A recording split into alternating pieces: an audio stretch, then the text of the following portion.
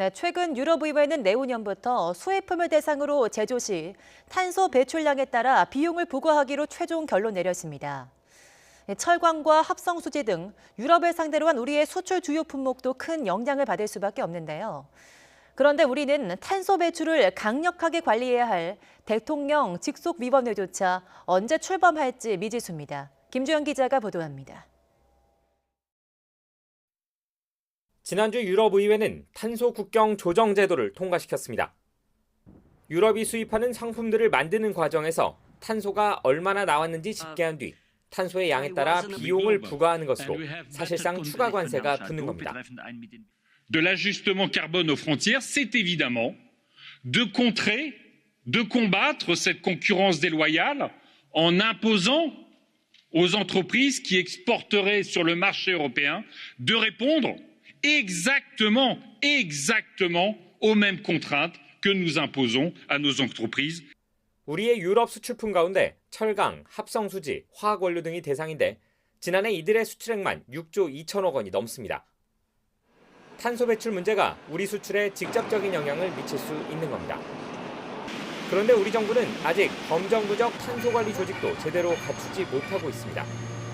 지난해 11월 대통령이 직접 나서 대통령 직속 위원회를 만들겠다고 약속했지만 언제 출범할 수 있을지 가늠하기 어렵습니다.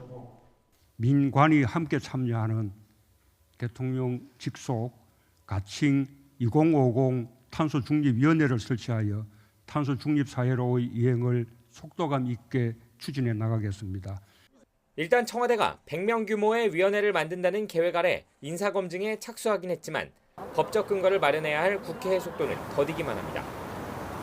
민주당은 대통령 직속위원회의 근거를 담은 그린 뉴딜 기본법을 당초 지난달 통과시키겠다더니 미래전환 10대 입법과제를 서두르겠습니다.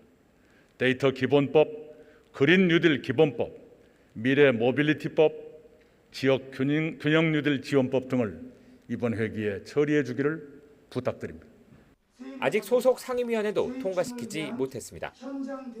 이런 가운데 다음 달 세계 기후 정상회의, 5월 P4G 서울 정상회의, 6월 G7 정상회의 등 환경 문제를 다룰 세계적 회의들이 잇따라 개최됩니다.